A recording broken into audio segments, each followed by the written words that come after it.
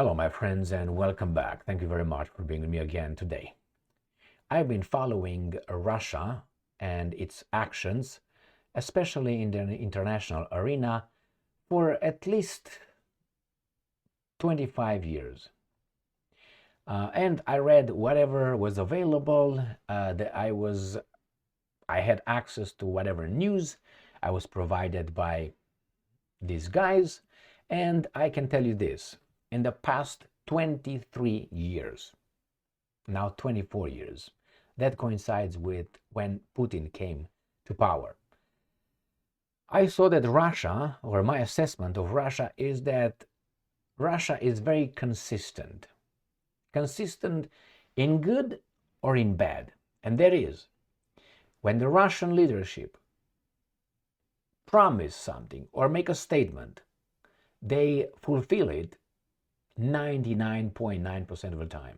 That was my assessment. So in good or bad. So if they, let's say, hey, I'm going to give you $1, they will give you $1, 99.9%. If they would say, I will smack you, they will smack you 99.9%. That is my assessment of my observation of how much I was able to see. A very tiny minority, which I think it's a vast majority for many.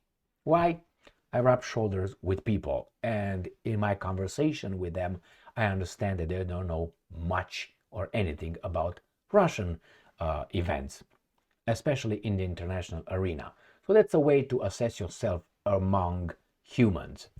So yesterday and today, there were two statements made. One yesterday by Vladimir Putin, the president of the Russian Federation, and today by the former president of the Russian Federation and former prime minister, Mr. Dmitry Medvedev.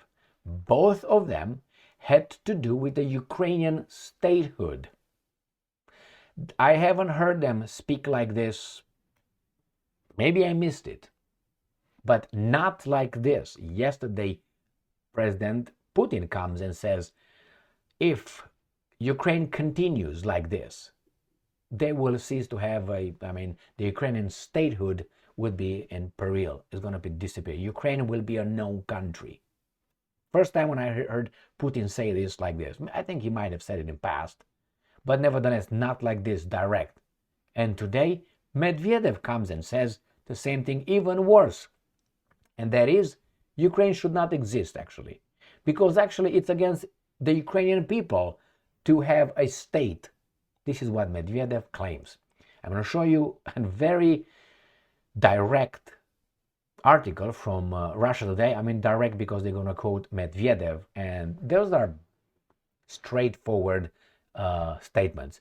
And before that, I will show you this video I made yesterday with Putin. I said Putin warns, and I'm quoting, Ukraine faces loss of statehood if continues fighting. Ukraine is not independent. So this was the point here. Faces loss of statehood. That means Ukraine will cease to exist as a state. Will be incorporated in something else. A pluribus unum, right? In, I guess, Russian Federation or whomever. So let me show you the article. Let's start reading the article, today's article, with what Medvedev had to say. Very concerning for the Ukrainians. Russia Today, 17th of January 2024. Ukrainian statehood poses, and I'm quoting, mortal danger for its people. Medvedev. What do you mean? So it's a mortal danger if Ukrainians have a state. So they should not have a state, so it's not going to be a mortal meaning deadly, right? Danger. So if they have a state, that means they're dead.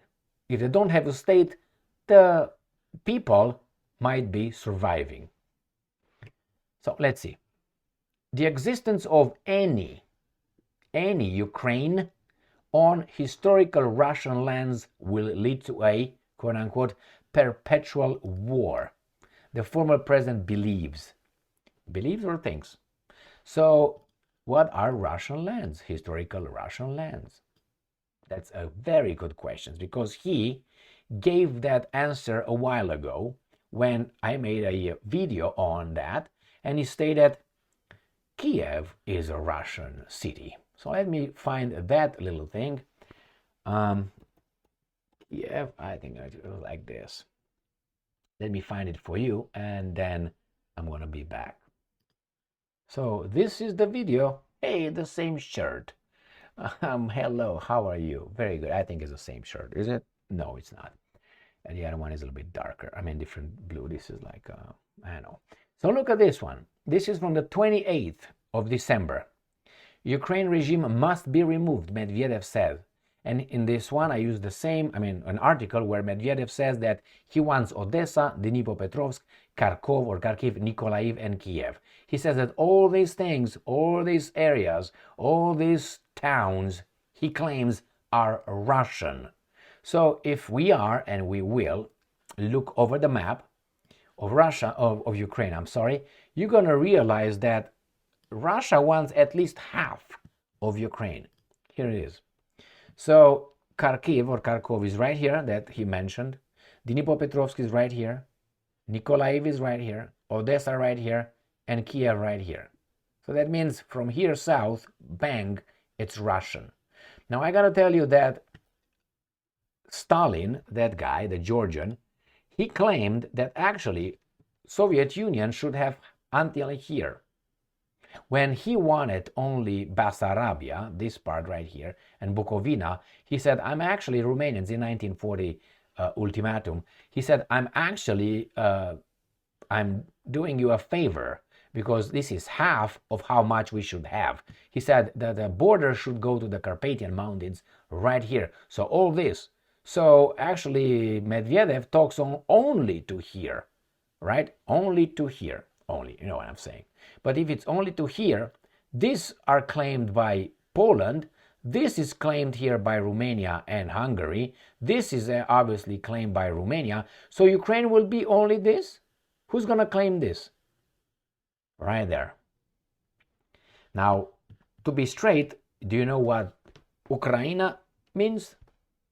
Ukraine means at the edge of something. Like at the edge of our border, at the edge of our something. So at the edge of something. What is that something? Russia?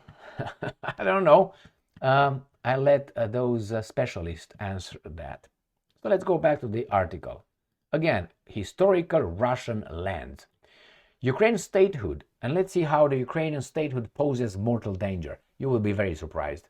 Maybe not. Ukrainian statehood poses a mortal danger for its people since its very existence creates a 100% probability of a new conflict with Moscow.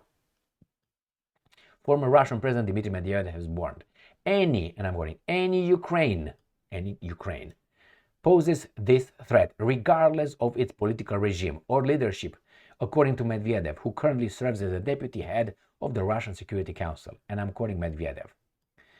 The presence of an independent state on historical Russian territories will now be a perpetual reason for the resumption of hostilities.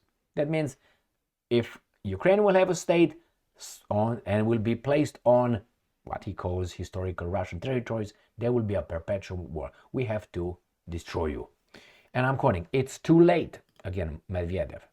No matter who is at the helm of this cancerous growth under the name of Ukraine, oh my, this will not add legitimacy to the rule and the legitimacy of the country itself, end quote. A new conflict over Ukraine will start with 100% probability, no matter what, and I'm quoting, security rags the West signs with the puppet Kiev regime. The ultimate resumption of hostilities is inevitable, regardless of any steps taken, even if the artificial country, I'm quoting, of Ukraine joins the EU or the US-led NATO bloc, he added. That is, and I'm quoting, that is why the existence of Ukraine is fatal for Ukrainians, the ex-president said. He suggested, however, that a vast majority of Ukrainians are actually sensible people who would make the right choice, particularly given the options they are facing. And I'm quoting, choosing between a perpetual war and inevitable death and life, a vast majority of Ukrainians, well, perhaps except for a minimal number of rabid nationalists, will ultimately choose life. Ultimately, Ukrainians will realize that, and I'm quoting, life within a large common state, which they do not like very much at the moment, is better than death, Medvedev argued, adding that, and I'm quoting, the sooner the Ukrainians realize this, the better. So basically he says, this is what's going to happen. We probably claim to your territory, entire territory. That's historically Russian. He probably claims that. Therefore, if you're going to remain with a portion of what kind of Ukraine you will remain, we will perpetually fight it. We will fight you until we conquered you. We incorporate you into a better state, common state, which is going to be called Russia. So after we incorporate you over there, you have to assimilate or, live like the Romanians live right now in Ukraine, Hungarians live in Ukraine, Poles live in Ukraine, Russians don't live anymore in Ukraine the way they used to. So he said, even if that state that, let's say, will join NATO, will try to join NATO or the European Union, the Russians will destroy it. And by destroying, killing you and take over. Regardless, he said, of the rags, whatever guarantees these guys sign with you. We're going to fight them till the end. Now, if I were here in the West, given, I would say, the Russian, clarity, and as I said, they're very clear about it. Not only clear, but what was the word I used? Consequent. But I can't find a freaking word. I used it in the beginning of this video. Let me think about it because I can't go further. Yeah, the word is consistent. So Russia's consistency, I think, should worry these guys, because every time they said something, they did it. Now you can say, well, yeah, they did it, but maybe this time is a mountain too high to climb. Therefore, they will lose. Well, don't forget, these guys can always use nuclear weapons, which is a win-lose, win-win-win, whatever proposition. Because I think if the Russians will use the nuclear weapons, the other side would shut the fuck up. Why? They have something to lose and they don't want to lose it for Ukraine. But nevertheless, let's go back to these guys. So Medvedev offers the Ukrainians no statehood, because the statehood would be continuous fight with them, because the West will try to get on top, be in charge of that, whatever Ukraine is. The nationalists will be over there in power, and actually they're probably going to be sitting on Russian historical territories. Therefore, you need to incorporate, or the other option he gives is death. So let's read further.